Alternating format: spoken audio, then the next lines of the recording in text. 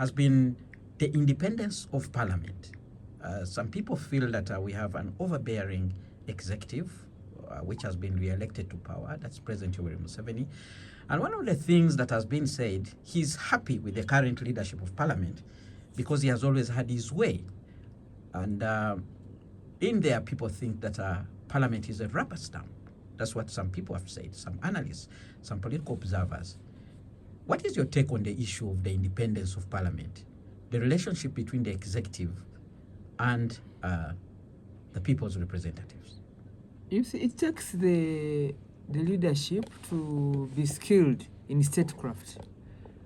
If you are not skilled in statecraft, how are you going to balance between being the head of the legislature and working with the executive, which has a very strong leader? That's how you get subsumed. But if you have the skills and the hands-on capacity, you will know how to balance it without it being so obvious to the public. And that's why you have said that people are saying, because they see it. And that's why we are trying to put our best foot out to say, you know, you have people that are able to lead the legislature par excellency, so that we have skills hands-on on governance, on statecraft, on how to balance authority and power, but also on how to service the executive and the judiciary, because these are three arms of government. We have the judiciary, we have the executive, and we have the legislature.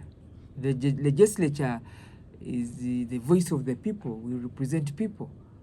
I speak for the people of Mbale City, for example, but there are other 528, because I'm 29th.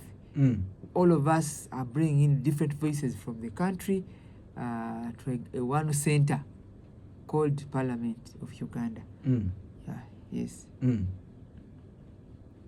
know, the concern has been that whatever the executive wants, whether it is supported by the people or not, it will have its way in the House. And fingers have been pointed partly to the manner in which the House is steered, where the Speaker becomes a very I do not want person. to speak for the 11th Parliament on two fronts. One, I am not a member of the 11th Parliament. That is understood. Two, we are looking at the institution itself. The institution. Two, the best person to come and speak are the leaders of the 11th Parliament. But suffice to say, it is possible to service the executive and to service the judiciary, if you want, without being subsumed in terms of the moment you are cowed down or you are looked at like you have been subordinated, it shows some level of incapacity.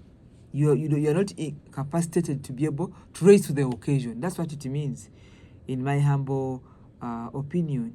But like what you have just asked earlier, I was able, for example, to explain, and we were able to remove from the public the idea that SEC cannot make a mistake, or SEC can go against its own rules by not following the rules of procedure to get people nominated for this position. Now that thing has died naturally, because we were able to come and question very firm, clear questions until the custodians at the Secretariat came out and said, I think this was premature, please, the thing is open, it is open. Otherwise, people like you yourself, especially the media, you had already driven us on the left that we have no chance.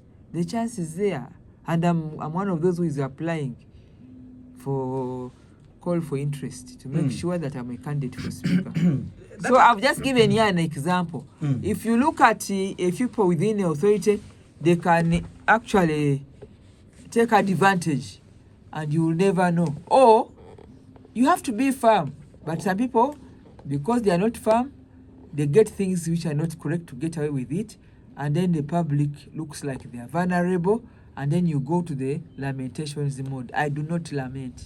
Do you have a backbone to sit on the table or stand before President Yoweri Museveni with the mass support he has from the NRM caucus and tell him that, Your Excellency, this is not right. This is not what the people of Uganda want, because you're the people's representative. People are looking for that kind of... I do that all the time. For this thing of the ring fencing, I wrote. Why do you think the answers are now coming? We write, We write to the president, we talk to him when we have an opportunity, and it does not look, it depends on how you speak. It doesn't look like you are fighting back. You just explain and give justification of the law. Like for me being a lawyer, normally I'm more interested in the rules and guidelines. And I'm able to quote to say, let's keep, because these rules and guidelines, politics is also like a game. If you don't have guidance, you can be stampeded, or you make mistakes and you cause conflict. Why do you think these political parties, some of them have lost out, they've lost members? It's because there is no clear following or enforcement of rules and guidelines. In NRM, I'm one of those that will die for rules and regulations, because that is the guiding principle on why our party is able to survive up to now. Yes. So the same will go to Parliament, because Parliament is governed by rules of procedure. My biggest strength is in procedure, is in governance and law, and that's what drives Parliament. What would you tell people who are listening to us out there, and they will simply say that the executive in Uganda will still have its way in Parliament in terms of the legislation they bring, whether it's popular or not? For instance, there's even some information that is moving around that one of the agenda that the 12th Parliament is likely to have is to amend the Constitution and ensure that the President is elected by Parliament and not adult suffrage. I know it's something that you might have also seen. There are messages moving around on phones of members of Parliament. When that kind of thing emerges, what will be your stance as a speaker? You see, I don't know whether I should put this on my face so that you understand. Why I have a very big strength to even lead Parliament is that I'm good in procedure. Nothing comes to Parliament without procedure. Even with what you're talking about, whether it's a room or not, there will have to be the 3 weeks of consultations, 45 days of going out to outreach.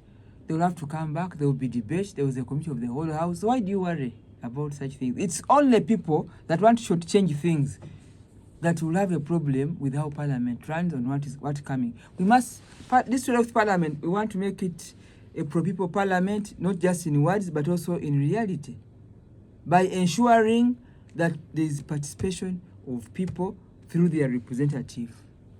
There will be an opportunity for that. So people should not worry when they have people like me in the chair. I am very firm, I am very clear, I'm very professional in the way I do my things. Yes. All right. Now, one other very important